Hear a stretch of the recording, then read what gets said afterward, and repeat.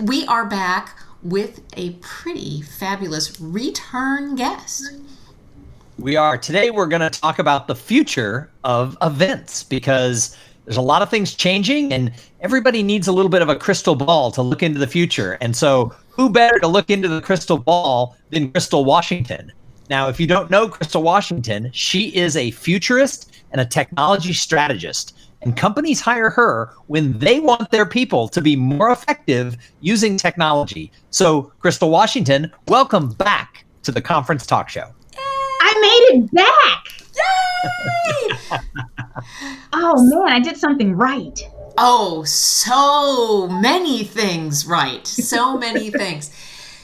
So we were all together about a week ago at the National Speakers Association Influence 2021 conference.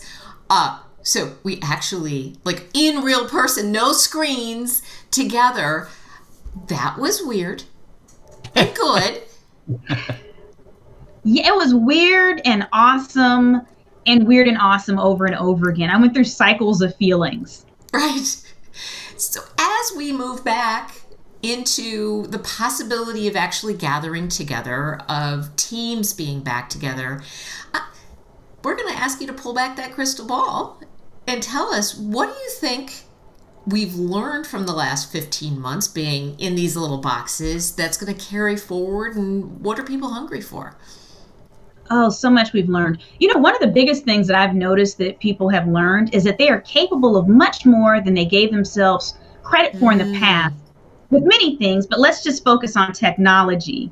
And that is, you know, for years, you know, clients would hire me to come in and beat the drums, and then certain departments would say what they can't do. I remember doing a bring your own device event in Dusseldorf, Germany, well over a decade ago. And they were like, oh, we could never work remotely and allow people to use their own devices in different environments. And it's not possible. Woo. You know what we've learned? It is very possible. All of our bosses and team leads that were like, no, our IT departments are like, it's impossible. It is possible. And we've learned that we're capable of learning stuff, right? Because I would always run into people that would say, oh, I've done it this way this whole time. For instance, I do a lot with realtors and financial advisors. And so realtors, oh, I've done it this way, and it's relationship building business, and I don't need all this technology. Guess when you needed this technology? When people were buying houses sight unseen, but they were doing walkthroughs with realtors via Facebook Messenger, Zoom, and FaceTime. Ta-da!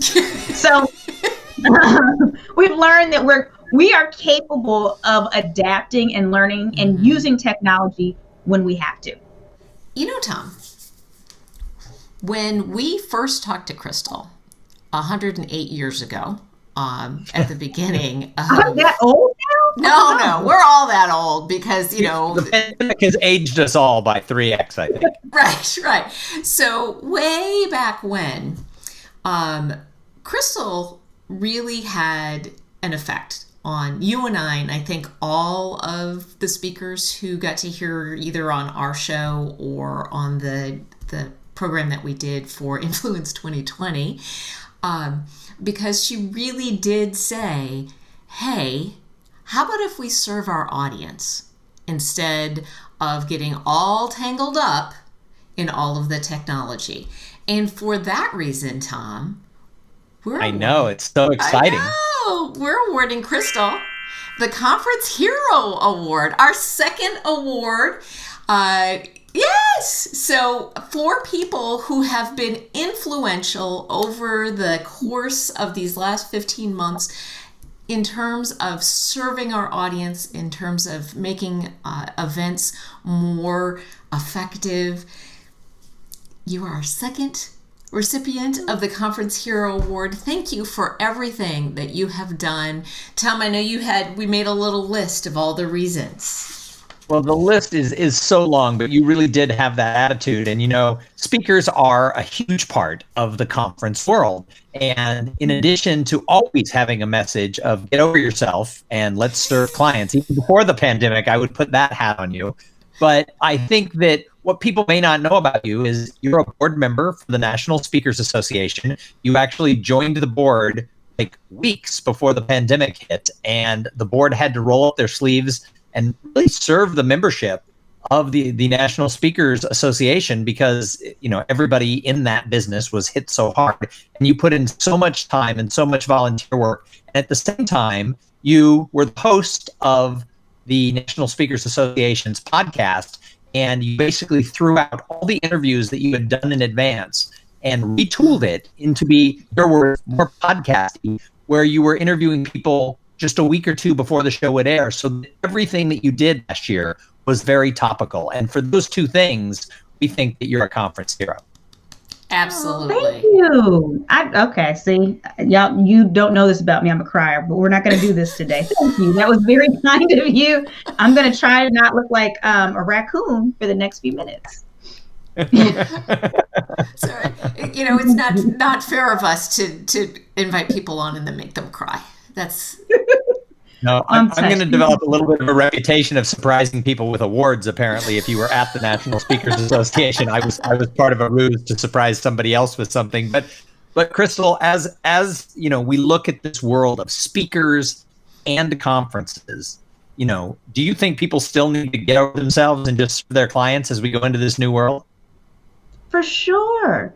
We have to, because things are shifting so much. Mm-hmm. I think that the old formulas that we have are broken. You know, that recipe that used to work, we're in a different altitude, the cake don't rise no more. Okay, so we have to adjust some things. Anybody that bakes knows that actually does impact things. So you have to change it up. And I think we have to be more agile than ever before. Mm-hmm. I'll share, you know, one of the challenges I've had is figuring out, you know, at first it went from in person to all virtual. So our systems had to change. I'm a big systems person. So we had to change our systems, and my assistant shifted things. Well, now our challenge is, how do we operate in this in-person and virtual world? You know, I can't do some of these virtual presentations in a hotel room, but if I just finished speaking the evening before and there's no flight out, so booking studios in different locations now and having all of these backup options, and it just requires that you be open. If you're having a hybrid event, you know, most of our clients, they don't know what they're doing with hybrid events, and that's a knock on them. It's new to them too. And so bringing solution and insisting on things that's going to bring the at-home people in, we are required to be a new breed of person. We are not simply communicating for living anymore. We're responsible for delivering a whole experience. And it requires us to just be open. Do you think there's going to be a change in the relationship between meeting planners and speakers moving forward? I've already seen it. My planner clients are relying on me much more. They ask for my advice on other things. They bring me into the AV team, and sometimes I'm very respectful in how I do it, but I push back with the AV team and say, hey, I know why you like this. And in my head, I say this, I don't say this out loud because it's a shiny button. But from a user experience standpoint, I'm always talking about user experience. Or sometimes they're terrified. They are terrified to try something new, but you know, it's not about your ego. You know that it's going to deliver a better experience. Right. So I push back and I say, look, I'm going to own this. I own it. Don't worry. You don't have to worry about getting in trouble. I'm going to own it 100%. Just trust me. And so, yes, I think our relationship does change, but our relationship with ourselves changes too, because what we expect of ourselves to make an event go well, we can't just show up to the AV check and walk on stage like in the past. It takes a lot more pieces for in-person and virtual.